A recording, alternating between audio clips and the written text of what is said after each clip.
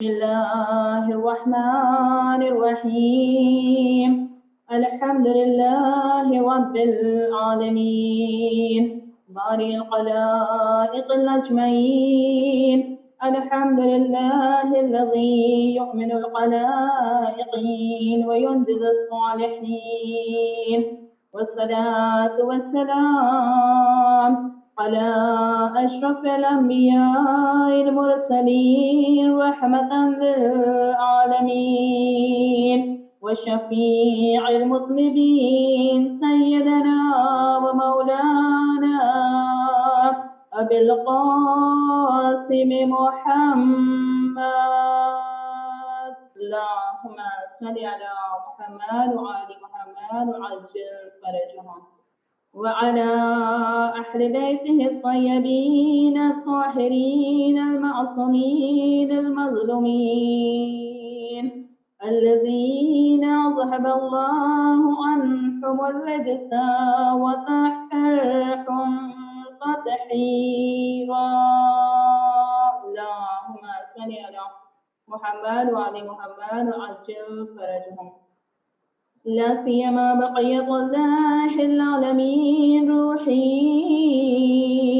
وأرواحنا العالمين تراب المقدمة الفداء ولعنة الله على أعدائهم أجمعين من يومنا إلى قيام يوم الدين أما بعد فقد قال الله تبارك وتعالى في كتابه المبين والفرقان الحميد وقوله الحق وهو أصدق القائلين بسم الله الرحمن الرحيم كل نفس ذائقة الموت سبق بڑی محمد وعلى محمد پر اللهم صل على محمد وعلى محمد عجل فرجهم مجلس ترحیم مجلس ایصال ثواب ایک مرحومہ کے لیے برگزار کی گئی ہے۔ شب جمعہ بھی ہے، مرحومین کو یاد کرنے کی شب ہے۔ یہ وہ شب ہے کہ مرحومین اپنے وارثین کے گھر پر تحفہ ہدایت لینے کے لیے حاضر ہوتے ہیں۔ ان کی بارگاہ میں شکر گزار ہیں کہ اس بہترین شب میں ہم سب کو توفیق نصیب فرمائی ہے کہ ایک مرحومہ کے ایصال ثواب کے لیے محمد و آل محمد کا ذکر کرتے ہوئے مرحومہ کے لیے ہدیہ پیش کریں۔ کنیزان سیدہ، یقیناً آج اس مرحومہ کی ایصال ثواب کی مجلس ہے، یہ ایک تازہ موت ہے۔ مرحومین کے تمام لواحقین کو ہم پرسہ دیتے ہیں، صبر کی تلقین کرتے ہیں۔ یقیناً ایک ماں کا سایہ سر سے اٹھ جانا اتنا افسوسناک ہے اور اتنا بڑا یہ غم ہے کہ چاہے ہم کتنا ہی آنسو بہا کر، کتنا ہی ہم گریہ فرما کر اپنے دل کو ہلکا کرنا چاہیں، لیکن ماں کی جدائی بہت سخت ہوتی ہے۔ ہم ناچیز بندے اس موت کے سامنے، جسے خداوند عالم نے برحق قرار دیا ہے، بلکہ شاید ہم اتنا سوچ کر اپنے دل کو تسلی دے سکتے ہیں کہ وہ پیغمبر اکرم ختم المرسلین جو خداوند عالم کے محبوب بندے تھے، تو خداوند عالم نے اللہ کے رسول کی حیات کو طولانی قرار نہیں دیا، ابدی زندگی عطا نہیں کی، تو ہم ناچیز بندوں کے لیے کیا تصور کیا جا سکتا کہ ہماری یہ دنیا کی زندگی ابدی ہو سکتی ہے۔ بس ہم اپنے مرنے والوں کے لیے، اپنے مرحومین کے لیے اپنے ذہن میں، اپنے دل میں اسی جگہ کو باقی رکھیں کہ جیسے وہ زندہ تھیں تو ہمارا رابطہ اور ان کا رابطہ برقرار تھا۔ موت رشتہ نہیں توڑتی ہے، موت جسم کو اس دنیا سے اس دنیا میں منتقل کرنے کا ایک وسیلہ ہے۔ یقیناً ہمارا گزر جانے والا، ہمارا مرحوم ہماری آنکھوں اور نظروں سے تو دور ہوا ہے، لیکن روحانی رابطہ اپنے مرحوم کے ساتھ ہمارا کبھی نہیں ٹوٹ سکتا۔ اسی لیے کہا گیا کہ صلہ رحم، اپنے چاہنے والوں سے، اپنے رشتہ داروں سے جو تعلقات ہیں وہ زندگی میں بھی ہے اور مرنے کے بعد بھی ہے۔ جی بسا جب رشتہ داروں کے لیے یہ حکم ہے تو اگر والدین کسی سے جدا ہو جاتے ہیں تو والدین کو بھی جیسے وہ حیات تھے تو ہم نے انہیں یاد رکھا، ان کی خدمت کی، بالکل ویسے ہی مرنے کے بعد بھی اپنے والدین کے خدمت میں اور والدین کے لیے اجر و ثواب بھیجنا بہت ضروری ہے، تاکہ وہاں کی جو محتاجی ہے، وہاں کی جو برزخ کے منازل ہے ان کے لیے آسان ہو جائیں۔ یہاں تک کہ احادیث فرماتی ہے کہ روز محشر کا وہ عالم ہے کہ قرآن کریم کی کئی آیات روز محشر کے حالات کو اس عنوان سے بیان فرماتی ہے کہ روز محشر انسان کے پاس اعمال ہی کیوں نہ ہو، لیکن ہر انسان پریشان حال نظر آئے گا۔ ہر انسان یہ توقع کرے گا ایک دوسرے سے کہ اگر کوئی مجھے تھوڑی بھی نیکی دے دے تو شاید میری منزل آسان ہو جائے اور میری منزل مقصود تک میں بہت آسانی سے پہنچ سکوں۔ لیکن دیکھیں گا کہ اپنے اطراف میں نفسا نفسی کا عالم ہے، کوئی ایک دوسرے کی مدد کرنے کے لیے تیار نہیں ہے، کوئی اپنی نیکی، اپنے کیے ہوئے نیک اعمال میں سے ذرہ برابر بھی کسی سے بانٹنے کے لیے تیار نہیں ہے۔ تو اس نفسا نفسی کے عالم میں جب انسان پریشان حال ہوگا، اپنے اطراف نگاہوں کو دوڑا کر یہی سوچ رہا ہوگا کہ کون ہے جو اس موقع پر میری مدد کر سکے، چھٹے مولا واقع امام جعفر صادق علیہ الصلوۃ والسلام اللہم صلی علی محمد وعلی محمد عجل فرجہ، چھٹے امام فرماتے ہیں کہ اس نفسا نفسی کے عالم میں انسان دیکھے گا کہ ایک چیز ہے جو شتر اونٹ کی تیزی کی مانند مثل آ کر اسے دھکا دے کر چلی جاتی ہے، اور یہ ایک ایسا دھکا ہوگا کہ انسان یہ دھکا کھانے کے بعد اپنے آپ کو جنت میں پائے گا۔ سوال کیا گیا کہ مولا کیا تیزی ہے، وہ اونٹ کے مثل کیا تیز رفتار میں چیز آئیں گی جو انسان کو جنت تک پہنچا دیں گی؟ چھٹے امام نے فرمایا کہ والدین کے ساتھ کی ہوئی نیکی، چاہے وہ حیات ہو یا چاہے وہ مردہ ہو، والدین کے ساتھ نیکی کرنا خدا کی بارگاہ میں بہت زیادہ اجر و ثواب رکھتا ہے۔ اس کی اہمیت آپ جان سکتے ہیں اسی حدیث مبارکہ سے کہ جہاں کوئی چیز یا خداوند عالم کی محبت یا رسول اللہ اور ان کی آل کی محبت، اس کے علاوہ روز محشر اس عالم میں کوئی چیز اگر مدد نہیں کر سکتی ہے تو سوائے ایک عمل انسان کا ایسا مدد کر سکتا ہے کہ وہ اپنے آپ کو جنت میں پائے گا، وہ ہے والدین کے ساتھ نیکی کرنا، کہ چاہے وہ زندہ ہو یا چاہے اس دنیا فانی سے رخصت ہو گئے ہوں، ہم اپنے والدین کو بھلائیں نہیں۔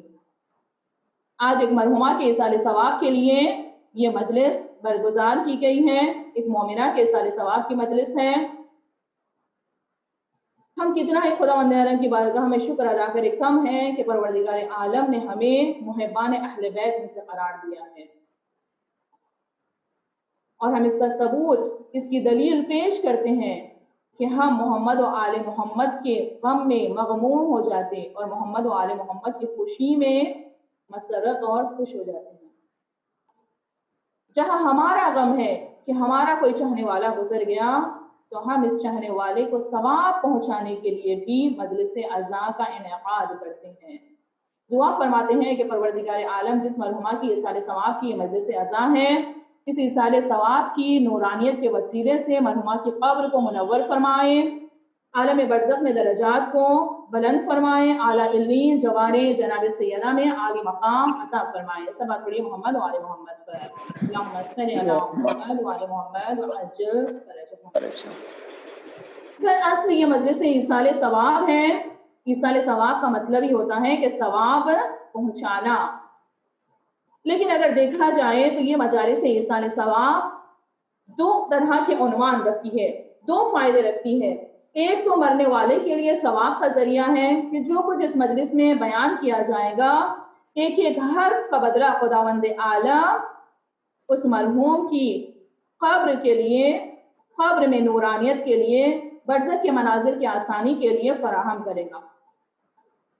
اور جب ہم یہ ایصال ثواب کسی مرحوم کو پہنچاتے ہیں اور اس مجلس اعزاء میں حاضر ہوتے ہیں تو یہ سب کے لیے ایصال ہدایت ہے. ہمیں فوراً یاد آ جاتا ہے کہ جیسے آج ہم کسی مرحومہ کی ایصال ثواب کی مجلس میں بیٹھے ہوئے ہیں، ہم سب کو بھی موت ایک نہ ایک دن آنے والی ہے.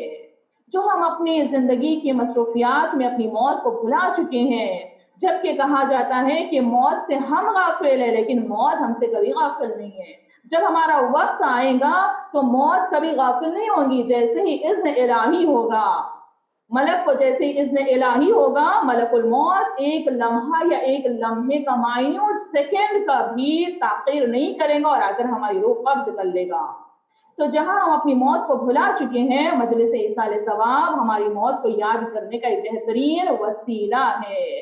تو جہاں ایصال ثواب کا درجہ رکھتا ہے وہیں یہ مجالس عزائے ایصال ثواب ایصال ہدایت بھی ہے کہ ہم مجلس میں آ کر ہدایت پاتے ہیں. اور جو مرحوم ہمارے درمیان سے گزر جاتا ہے، جب یہ مجلس ایصال ثواب کا ثواب پہنچتے رہتا ہے، اس کی نورانیت کو دیکھتا ہے تو ہم سب کے لیے یقیناً دعائیں دیتا ہے. اتنی دعائیں کہ دیتے دیتے ہم سے خواہش اور تمنا بھی کرتا ہے ہمارا مرحوم کہ دیکھو تمہارے پاس مہلت باقی ہے، ابھی خداوند عالم نے تمہاری حیات میں مہلت رکھی ہے، تم غنیمت سمجھو. ہمارے لیے جو مہلت دی گئی تھی، اعمال کا دروازہ کھلا ہوا تھا، یہ اعمال کا دروازہ ہمارے لیے بند ہو گیا.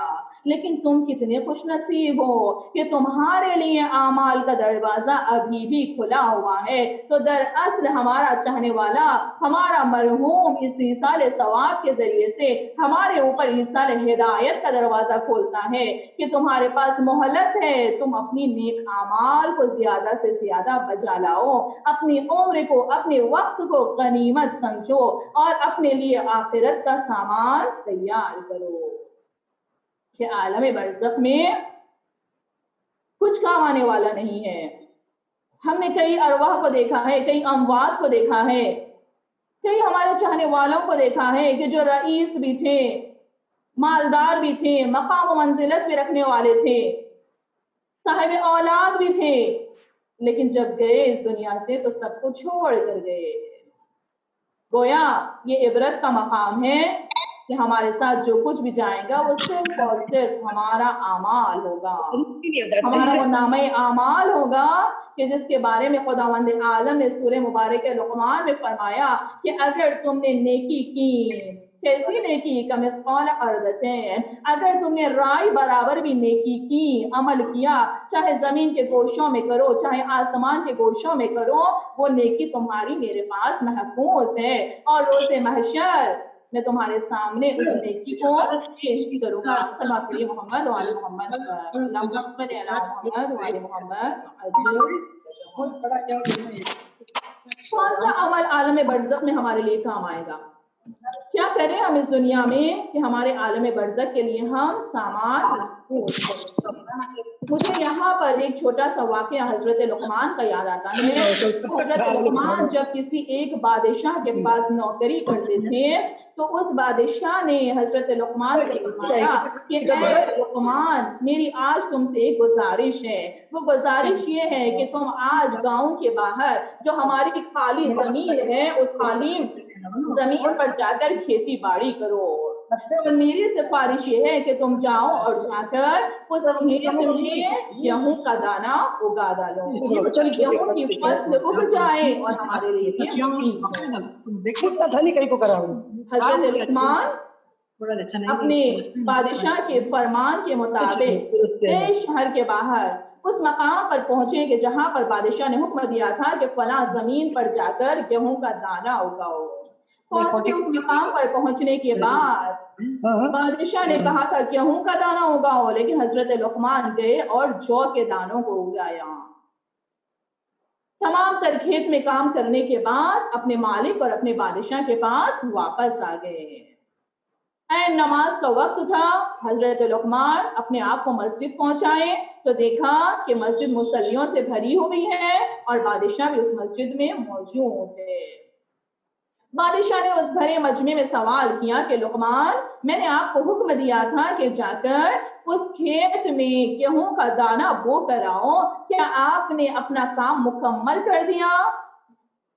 हजरत लुकमान ने बादशाह से अर्ज की कि आली जनाब, मैंने आपके हुक्म की इताअत की, आपके हुक्म की फरमाबरदारी करके गांव के बाहर उस जमीन पर गया, उस खेती बाड़ी वाली जगह पर पहुंचा और पहुंचकर मैंने दाना उगा दिया। लेकिन आपने कहा था गेहूं का दाना उगाए, मैंने जौ का दाना उगाया।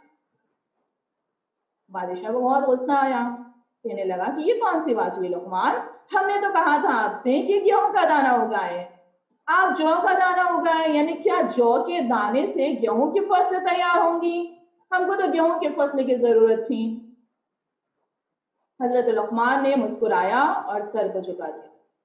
सारे लोग, सारे मुसल्ली हजरत लुकमान पर हंसने लगे, कहने लगे कि देखा, हम कहते थे ना, ये जो आपका नौकर है, ये जो आपका गुलाम है, इसकी हरकतें बिल्कुल ऐसी ही होती है। दानिशमंद लोग जानते हैं, लेकिन लुकमान ने आज एक ऐसा काम किया। हजरत लुकमान ने फरमाया कि ऐ लोगों, हंसो नहीं, चलो मेरे साथ चलो और उस फसल के करीब हम जाते हैं और जाकर दुआ करते हैं, तुम लोग मेरे साथ आमीन कहना। हजरत लुकमान उस शहर के बाशिंदों को लेकर शहर से बाहर गए, उस मकाम पर पहुंचे कि जहां खुली हुई खेत थी, खुला हुआ मैदान था, कि जहां पर हजरत लुकमान ने गेहूं की फसल की जगह जौ का दाना उगाया था। कहने लगे कि मैं इस फसल के करीब खड़े होकर खुदा की बारगाह में दुआ करता हूं, तुम लोग आमीन कहना, शायद ये जौ का दाना गेहूं के दाने में बदल जाए, तब्दीली इसमें आ जाए। सारे लोग हंसने लगे और कहने लगे लुकमान, ये कौन सी बात है, हम तो आपको दानिशमंद जानते थे, हम तो आपको हकीम जानते थे, लेकिन आज आपने जो बात की है कि वाकई आपकी हिकमत के खिलाफ है, आपकी दानिशमंदी के खिलाफ है। हजरत लुकमान ने फरमाया कि ऐ लोगों, मैं यही बात तुमको समझाना चाह रहा था कि अल्हम्दुलिल्लाह इस मिसाल के जरिए से तुम लोग समझ गए कि देखो, जब दुनिया में एक गेहूं का दाना उगाने के बाद जौ की फसल तैयार नहीं हो सकती है, तो कैसे हम उम्मीद रखते हैं कि अपनी दुनिया की जिंदगी में बुरे आमाल बजा लाते चले जाएं, खुदावंद आलम की नाफरमानी करते चले जाएं और परवरदिगार आलम हमें आलम बरज़ख में और रोज़े महशर जन्नत अता करेगा। ये मिसाल से समझ लेना चाहिए कि जो कुछ इंसान बोता है उसी की फसल तैयार होती है, वही दाना उगकर नई फसल देता है। तो बिल्कुल वैसे ही जैसे हमारे यहाँ के आमाल होंगे, वैसे ही रोज़े महशर और आलम बरज़ख में हमें जज़ा और सज़ा मिलेगी। सलवात पढ़िए मोहम्मद व आले मोहम्मद पर, अल्लाहुम्मा सल्लि अला मोहम्मद व आले मोहम्मद व अज्जिल फरजहम। तो यहाँ तक के बयान से खुलासतन मैं बयान करती हूँ, चलो मालूम हुआ कि इंसान जो कुछ अमल इस दुनिया में करता है, अपने अमल के मुताबिक जज़ा और सज़ा वहां पर पाने वाला है। ये अमल हमारा हरगिज़ तब्दील नहीं हो सकता। अब सवाल ये पैदा होता है कि ये वो अमाल जो हम अपनी जिंदगी दुनिया में कर रहे हैं और खुदावंद आलम ने किराम अल कातिबीन फरिश्तों को मुअय्यन किया है कि हमारे आमाल की नजारत करे, दिन भर जो कुछ हम कर रहे हैं परवरदिगार आलम किराम अल कातिबीन को हुक्म देता है कि जर्रा जर्रा इस बंदे का किया हुआ अमल महफूज करो। اور کرام الکاتبین سے کوئی اشتباہ نہیں ہوتی ہے، کوئی غلطی نہیں ہوتی ہے کہ کرام الکاتبین ہمارے اعمال میں ذرا برابر بھی خطا کرے، بلکہ ہمارا ذرا ذرا عمل فرشتے محفوظ کر رہے ہیں۔ اور یہی وہ اعمال نامہ ہوگا کہ جیسے سورہ مبارک واقعہ نے فرمایا کہ نامہ اعمال روز محشر اصحاب الیمین اور اصحاب الشمال کی شکل میں، کہ بعض کو دائیں ہاتھ میں نامہ اعمال دیا جائے گا تو بعض افراد کو بائیں ہاتھ میں نامہ اعمال دیا جائے گا۔ اب یہ جو کچھ نامہ اعمال ہم اپنی دنیا کی زندگی میں تیار کر رہے ہیں، کرام الکاتبین جو محفوظ کر رہے ہیں، کیا ہمارا یہ عمل کیا ہوا اس دنیا میں، کیا ہمارا ہر عمل سند قبولیت پاتا؟ کیونکہ دیکھیے کوئی بھی عمل اگر ہو تو ہر عمل کے صحت کی شرطیں ہوتی ہیں اور قبولیت کی شرطیں ہوتی ہیں۔ صحت کی شرطیں یعنی کیا؟ میں مثال کے طور پر اگر میں نماز پڑھنا چاہتی ہوں، ایک نماز عمل ہے، یہ نماز پڑھنا عمل دو طرح کے شکل رکھتا ہے، ایک ہے صحتی شرط اور ایک ہے قبولیتی شرط۔ صحتی شرط یہ ہے کہ نماز میں جو پڑھ رہی ہوں، یہ نماز میں تمام ان شرائط کے ساتھ پڑھوں جو ایک نماز پڑھنے کے لیے ضروری ہے۔ جیسے میں آپ کو مثال دوں کہ نماز کے لیے مقدماتی شرائط کیا ہے کہ عام حالات میں وضو کرنا مستحب ہے، لیکن جب آپ نماز کے لیے کھڑی ہونا چاہتی ہیں تو آپ کو نماز سے پہلے وضو کرنا واجب ہو جاتا ہے۔ اب اگر کوئی بغیر نماز کے مصلی پر کھڑی ہو کر 100 رکعت نماز بھی پڑھ لے، کیونکہ مقدمہ نماز وضو نہیں کیا تھا تو یہ عمل خدا کی بارگاہ میں پہنچے گا ہی نہیں۔ کیوں؟ کیونکہ جو پہلی حد ہے صحت کی، وہ صحت کی حد اس عمل میں شمار نہیں ہوئی ہے، کمی رہ گئی ہے، صحت کی، صحت عمل کی کمی رہ گئی ہے۔ اچھا چلیے اب فرض کیا جائے کہ صحت عمل مکمل ہو گیا، کہ ہم نے ان تمام نظم و ضوابط کے ساتھ، ان شرائط کے ساتھ کہ جو صحت عمل کے لیے ضروری ہے، ہم نے صحت عمل کا مکمل خیال کیا۔ اب باری آتی ہے کہ ہم نے صحت عمل کے ساتھ ساتھ جو عمل کیا ہے، چاہے ایک ہی رکعت نماز کیوں نہ ہو، 2 ہی رکعت نماز کیوں نہ ہو، کیا میرا یہ عمل خداوند عالم کی بارگاہ میں سند قبولیت حاصل کیا یا نہیں؟ کیوں؟ کیونکہ ہمارے نام جو کوئی عمل سند قبولیت پائے گا وہی عمل محفوظ ہوگا، ورنہ اگر ایسا عمل جو قبول نہیں ہوا، خداوند عالم اس کی جزا تو دے دے گا، وہ ارحم الراحمین پروردگار ہمارے ذرے سے عمل کو بھی ضائع نہیں کرے گا، اس کا اجر و ثواب ہمیں دنیا میں تو عطا کر دے گا، لیکن آخرت میں کون سے عمل کام آئیں گے؟ آخرت میں صرف اور صرف وہی عمل کام آئے گا جو سند قبولیت پائے گا، یعنی خداوند عالم کی بارگاہ میں قبول ہو جائے گا۔ اب آئیے ایک چھوٹی سی روایت پڑھ کے آپ کی زحمت کو تمام کروں۔ خاتم الانبیاء سید المرسلین حضرت محمد مصطفیٰ صلی اللہ علیہ وسلم، اللہم صلی علی محمد وعلی محمد وعجل فرجهم۔ رسول اللہ کا ارشاد گرامی ہے کہ انسان جو کوئی عمل کرتا ہے، یہ انسان کا عمل جب کرام الکاتبین نوٹ کرتے ہیں، تحریر فرماتے ہیں، تو یہ انسان کا عمل اتنا روشن ہوتا ہے کہ جیسے سورج کی شعاعیں ہوتی ہیں، اتنا زیادہ روشن ہوتا ہے۔ اب یہ نورانی عمل آسمانوں سے سیر کرتا ہوا بارگاہ احدیت میں، بارگاہ عبودیت میں پہنچتا ہے۔ اب جب یہ آسمانوں سے سیر کر رہا ہے تو ہم نے قرآن مبارک کے تمام سوروں کی سے پڑھا ہے، ہم کو اشارتاً قرآن کریم نے یہ بتلایا ہے کہ زمین اور آسمان کے طباق ہے، الگ الگ طبقے ہیں۔ اب یہ عمل جو ہمارا اس دنیا میں کیا جاتا ہے، یہ عمل بھی آسمان کے 7 طبقوں کو پار کرتے ہوئے بارگاہ احدیت اور بارگاہ پروردگار عالم میں پہنچتا ہے۔ لیکن رسول اللہ فرماتے ہیں کہ کون سا عمل خداوند عالم کی بارگاہ تک پہنچتا؟ کیا ہمارا ہر کیا ہوا عمل، جو کچھ بھی ہم کر رہے ہیں، کیا ہم مطمئن ہو سکتے ہیں کہ بغیر کسی رکاوٹ کے میرا یہ عمل اللہ کی بارگاہ تک پہنچ جائے گا اور قرب الہی مجھے نصیب ہو جائے گا اور عالم محشر میں مجھے جزا دی جائے گی؟ نہیں، چند رکاوٹیں ایسی ہیں کہ جس کا ہمیں خیال کرنا ہے اگر ہم چاہتے ہیں کہ ہمارا اور آپ کا عمل خداوند عالم کی بارگاہ میں قبول ہو جائے۔ حدیث شروع ہوتی ہے کہ رسول گرامی فرماتے ہیں کہ ہمارا کیا ہوا عمل، مثال کے طور پر نماز ہے، روزہ ہے، جہاد ہے، خمس کی ادائیگی ہے، लोगों को नेकियों की तरफ बुलाना अम्र बिल मारूफ है, बुराइयों से रोकना नही अनिल मुनकर है। जितने भी हमारे नेक आमाल हैं, ये आमाल की जब सैर शुरू होती है, जब ये आमाल आसमान पर पहुंचना शुरू होते हैं, तो पहले आसमान पर पहुंचता है हमारा ये अमाल उस नूरानियत के साथ कि तमाम तर शुआएं नूर की उस अमल से निकलती हैं।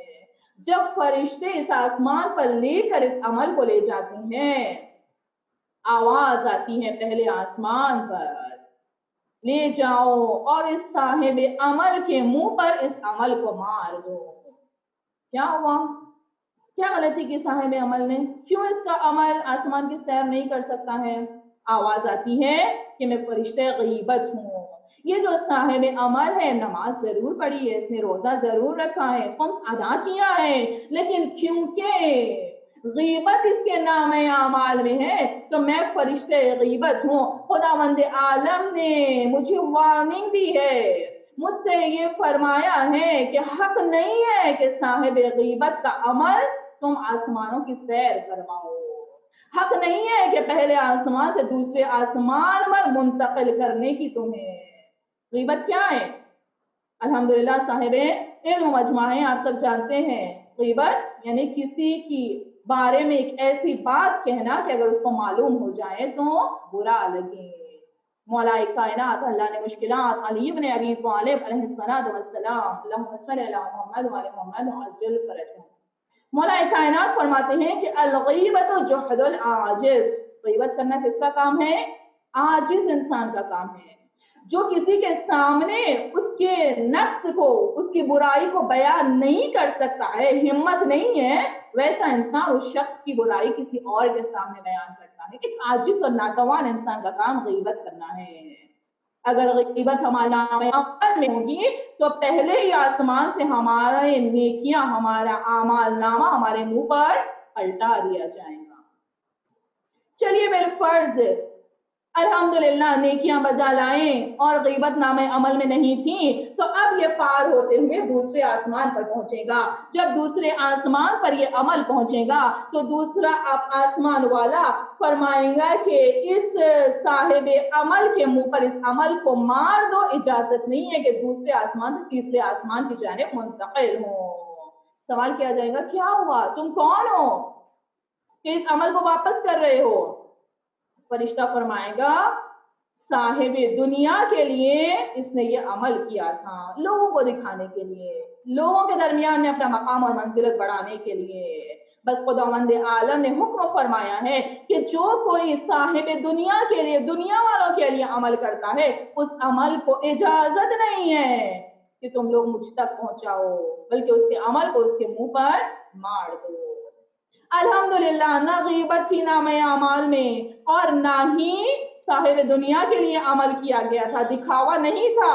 अब ये अमल अपने सैर करते हुए जब तीसरे आसमान पर पहुंचेगा तो खुदा न खास्ता तीसरे आसमान वाला फरिश्ता अगर रोकेगा, इजाजत नहीं है चौथे आसमान के दरवाजा खोल कर मैं तुम्हें दाखिल करूं। सवाल किया जाएगा, तुम कौन से फरिश्ते हो कि तीसरे आसमान के दरवाजे पर तुम दारोगा हो? आवाज आएगी, मैं फरिश्ते किब्र हूँ। ये जो साहिब अमल है ना, इस साहिब अमल के मुंह पर इस अमल को मार दो। क्यों? क्योंकि इसके अंदर तकब्बुर है, गुरूर है, घमंड है। जो कोई अपनी जात में गुरूर, घमंड और तकब्बुर करते हुए आमाल को बचा लाता है, खुदावंद आलम ने मुझे इजाजत नहीं दी कि मैं तीसरे आसमान से चौथे आसमान तक उसे मुंतकिल करूं। बेफर्ज अगर ना गीबत थी और ना ही साहिब दुनिया के लिए अमल किया गया था और ना ही किब्र, गुरूर और तकब्बुर अमल में था, अब अगर इजाजत मिले कि तीसरे आसमान तक हमारी नेकी पहुंच जाए, लेकिन चौथे आसमान पर पहुंचने में फिर एक रुकावट आ जाएगी कि अगर हमारे आमाल नामे में खुद पसंदी होगी, अगर हम अपने आप से बहुत ज्यादा मोहब्बत कर रहे होंगे। ये खुद पसंदी एक ऐसी रूही बीमारी है कि इंसान के अंदर अगर खुद पसंदी हो तो एक रूट है गुनाहों के लिए, कि इंसान जब अपने आप को पसंद करने लगता है तो फिर गुस्सा भी करता है, झूठ भी बोलता है, دوسرے لوگوں سے جلسی بھی کرتا ہے، غیبت، تہمت، تمام تر گناہوں کو لے کر آتی ہے۔ اب اگر اعمال میں خود پسندی ہوگی تو ہمارا یہ نام اعمال، ہماری نیکیاں چوتھے آسمان سے ہمارے منہ پر مار دی جائیں گی کہ اس صاحب عمل پر اس کے اعمال کو واپس کر دو۔ اب اگر بالفرض اگر خود پسندی نہیں ہے، عمل میں غیبت بھی نہیں تھی، کبر بھی نہیں تھا، صاحب دنیا کے لیے عمل نہیں تھا، اور نہ ہی خود پسندی تھی، تو اب یہ چوتھے آسمان سے آگے بڑھے گا، لیکن پانچویں آسمان پر جب پہنچے گا تو پانچویں آسمان والا فرشتہ کہے گا کہ یہاں سے واپس چلے جاؤ، اب اجازت نہیں ہے کہ اعمال اس کا آگے بڑھے۔ سوال کیا جائے گا کہ تم کون سے فرشتے ہو؟ آواز آئے گی کہ میں حسد کا فرشتہ ہوں، کہ خداوند عالم نے فرمایا کہ جو کوئی میری مخلوقات کے درمیان میں جلسی اور حسد کرے، میری دی ہوئی نعمتوں کو مخلوق کے درمیان میں دیکھ کر حسد اور جلسی کرے، بجائے اس کے کہ میری بارگاہ میں دست دعا بلند کر کے نعمات کا تقاضا کر سکتا تھا، لیکن میری مخلوق کے پاس نعمت دے کر چھن جانے کی خواہش کی ہے، اس کے نام اعمال کو اس کے منہ پر پھینک دو۔ کیا ہوا؟ پڑھی تو بہت نمازیں، روزے رکھے تھے محنت و مشقت کر کے 30 دن مسلسل، مال میں سے خمس بھی ادا کیا تھا، لیکن اگر اخلاق میں حسد ہے تو یہ حسد کی بنا پر نام اعمال پانچویں آسمان سے واپس پلٹا دیا جائے گا۔ بالفرض الحمدللہ صاحب عمل کا عمل اگر پانچویں آسمان تک پہنچ جاتا ہے تو اس کے اعمال میں اگر ایک نقص باقی رہ گیا، وہ نقص کیا ہے کہ جب یہ پانچویں آسمان سے چھٹے آسمان کی سیر ہمارا عمل کرے گا تو چھٹے آسمان والا کہے گا فرشتہ کہ اسے لے جاؤ اور صاحب عمل کے منہ پر پھینک دو۔ کیا ہوگا؟ کیا کیا؟ کہے گا کہ میں فرشتہ سر رحم ہوں، اس نے نمازیں تو پڑھی ہیں، بہت نیکیاں کی ہے، نماز شب بھی پڑھی ہے، لیکن رشتہ داروں کے ساتھ اس کا تعلق اچھا نہیں تھا، اپنے رشتہ داروں سے میل ملاپ نہیں تھا، رشتہ داروں کا حق ادا نہیں کرتا تھا۔ رشتہ داروں کا حق ادا نہیں کرنے والا، قطع رحمی کو اپنی زندگی میں جگہ دینے والا، خداوند عالم کی بارگاہ میں اس کے اعمال قابل قبول نہیں ہے، لے جاؤ اور اس کے منہ پر پھینک دو۔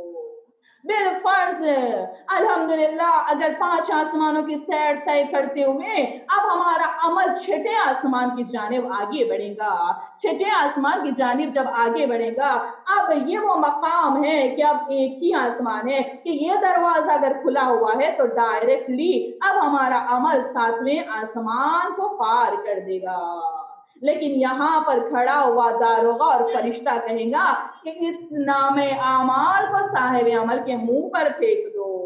کیوں؟ یہ ایک حجاب ہے۔ کیا حجاب ہے؟ کہ اس نے عمل تو کیا لیکن خداوند عالم کے لیے نہیں کیا تھا، اخلاص اس کے عمل میں نہیں تھا، قرب الہی خوشنودی پروردگار اس کے عمل میں نہیں تھا۔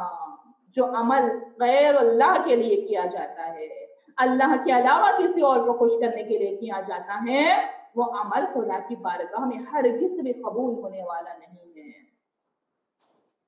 یقیناً یہاں پر ہم سب کے لیے، میں سب سے پہلے اپنے آپ کو یہ کہہ رہی ہوں، اپنے آپ کے لیے ہے یہ کہ کیا میرا عمل اس قابل ہے کہ سند قبولیت حاصل کریں، خداوند عالم کی بارگاہ میں قبول ہو جائیں۔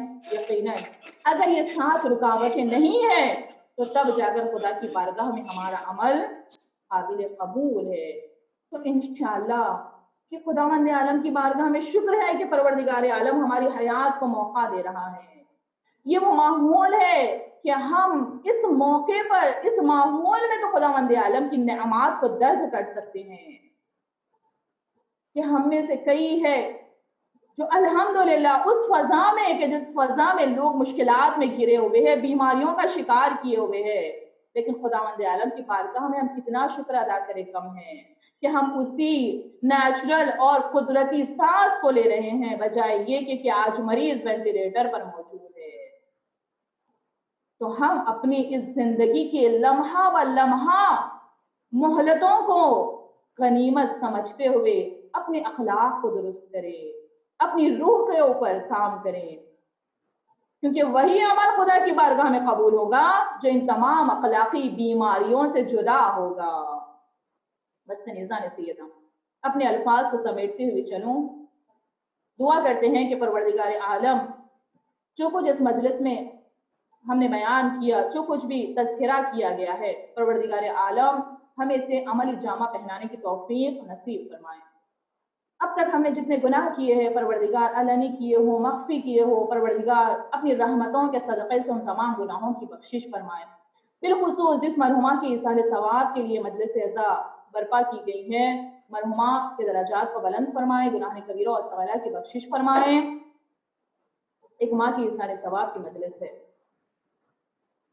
مقام والدین بہت عظیم ہے، بہت عظیم ہے مقام والدین۔ بالخصوص والدین میں ماں جو ہوتی ہے وہ گھر کا میل ہوتی ہے۔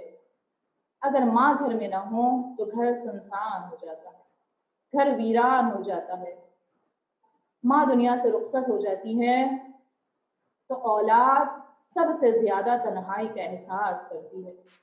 ہمارا سلام ہو ان ماؤں پر کہ جس نے ہمارے دلوں میں خداوند عالم کی اطاعت کو جگہ دی ہے۔ ہمارا سلام ہو ان ماؤں پر کہ جس نے محبت اہل بیت کو ہمارے دلوں میں جگہ دی ہے۔ یقیناً اگر ہماری ماؤں کی تربیت نہ ہوتی تو آج ہم فرش عزا پر حاضر نہ ہوتے۔ یقیناً کنیزان سیدہ یہ فرش عزا ہے، لیکن نام کے لیے فرش عزا ہے، یہ فرش عزا در اصل عرش عزا ہے۔ اتنا بلند اس کا مقام ہے کہ یقیناً اگر مرحوم کے ایصال ثواب کے لیے فرش عزا بچھائی جاتی ہے تو جو کچھ بیان کیا گیا یہ ایک روحانی شکل اختیار کر کے ہم سب کی روح کو بھی تلقین کرتی ہے اور ہمارے مرحوم کی روح کے لیے بھی باعث تلقین ہوتا، باعث نورانیت ہوتا ہے۔ یہ جو ایصال ثواب کی مجلس ہے، اس ایصال ثواب کی مجلس میں یقیناً جب مصائب کا تذکرہ ہوگا تو ہم آنسو بہائیں گے، لیکن جب مصائب بیان کیے جاتے ہیں تو یہ ہماری روح کے لیے، ہمارے دلوں کے لیے بھی اطمینان اور سکون بخشتے ہیں اور ہماری ارواح کو بھی سکون دیتے ہیں۔ بس اپنے دلوں کو لے کر چلیے جنت البقیع۔ آج ایک ماں کا تذکرہ آپ کی خدمت میں کرنا ہے، وہ ماں کہ جو محسن اسلام ہے، وہ ماں کہ جو مدافع ولایت ہے، وہ ماں کہ جو شہید اول ولایت ہے۔ ہاں کنیزان سیدہ، اپنے دلوں کو لے کر چلیے مدینہ منورہ کی سرزمین پر، وہ سرزمین کہ جہاں رسول اللہ کا روضہ منور ہے، لیکن ایک قبر ہے کہ جو ویران ہے۔ میرا دل کہتا ہے کہ یہ وہ ذات سیدہ ہے کہ جسے نہ زندگی میں سکون ملا، نہ زندگی میں کبھی اطمینان ملا، اور نہ ہی مرنے کے بعد زمانے والوں نے قدر کیے۔ ہاں کنیزان سیدہ، اتنے مصائب شہزادی پر ڈھائے گئے کہ بی بی جب مسجد نبوی میں جاتی تھی اپنے بابا کا خالی ممبر بی بی نے دیکھا کہ ممبر پر امامہ رکھا ہوا ہے، آواز دی بابا۔ بابا جب میں اس مسجد میں تشریف لاتی تھی تو آپ میرے احترام کے لیے کھڑے ہو جاتے تھے، لیکن ہائے بابا اپنی بیٹی کی غربت دیکھیے کہ آج جب میں فدق کا سوال کرنے مسجد میں آئی ہوں تو کوئی مجھے بیچنے کے لیے بھی نہیں کہا۔ آپ کی نازنین اکلوتی بیٹی بڑے مجرے میں گھنٹوں کھڑی رہی۔ کنیزان سیدہ وہ وقت بھی آیا کہ شہزادی جناب فضہ سے فرماتی ہے، فضہ میں اپنے حجرے میں تشریف لے جا رہی ہوں۔ فضہ جب تک میری تسبیح و تحلیل کی آواز آتی رہے سمجھنا کہ تمہاری شہزادی زندہ ہے۔ بی بی حجرے میں تشریف لے گئی۔ جناب فضہ فرماتی ہے کہ میں دم حجرہ بیٹھ کر شہزادی کی آواز سنتی رہی۔ لیکن یہ آواز گانا آہستہ آہستہ کم ہو گیا، میرا دل بے چین ہونے لگا، یہاں تک کہ آواز ختم ہو گئی۔ میں نے جب دروازہ کھولا، عجب منظر دیکھا، میری شہزادی اس دنیا سے رخصت ہو گئی تھی۔ آخر نظام سیدہ وصیت کے مطابق مولا کائنات میں آدھی رات کی تاریکی میں بی بی کو غسل و کفن دیا، جنازے کی تشییع ہوئی۔ اللہ رسول کی اکلوتی بیٹی، کس شان سے جنازہ اٹھنا چاہیے تھا، لیکن جنازے میں کتنے کم لوگ موجود تھے۔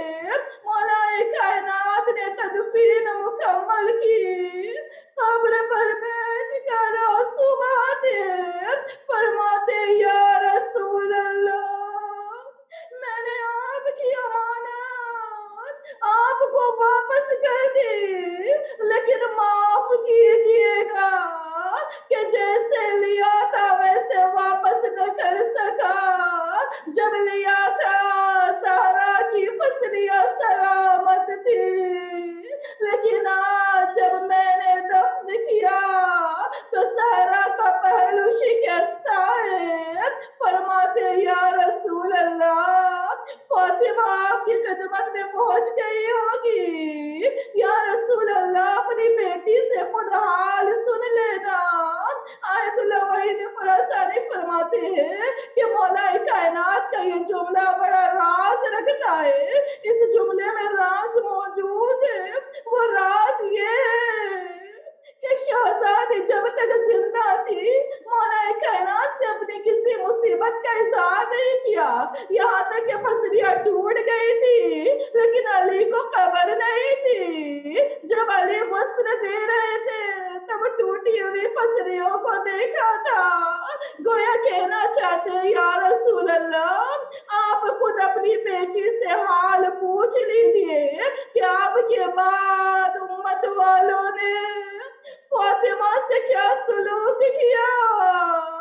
یا رسول اللہ آپ کی بیٹی یقیناً بتلائیں گی کہ بابا جس دروازے پر آپ آ کر سلام کیا کرتے تھے، بابا جس دروازے پر جبرائیل وہی لے کر نازل ہوتے تھے، بابا آپ کے جانے کے بعد میری نگاہیں اس دروازے کو تکتی رہی کہ شاید کوئی آ کر مجھے میرے بابا کا پرسہ دے دے۔ بابا کوئی نہیں آیا، بابا کوئی نہیں آیا جو فاطمہ کو یتیمی کی تسلی دے، یتیمی کا پرسہ دے۔ بابا یتیمی کی تسلی اور پرسہ مجھے یوں دیا گیا کہ اس دروازے کو جلایا گیا۔ بابا زہرا کون سی مصیبت آپ سے بیان کرے، صحبت علیہ مصائب لونا، صحبت علیہ میں سرن لیالیا۔ بابا اتنی مصیبت زہرا پہ جائی گئی کہ اگر رات بھر پڑتی تو رات دن میں تبدیل ہو جاتا۔ انا للہ و انا الیہ راجعون۔ يعلم الذين ظلموا أيام منقلب ينقلبون، لعنة الله عليهم أجمعين، لعنة الله على قوم الظالمين۔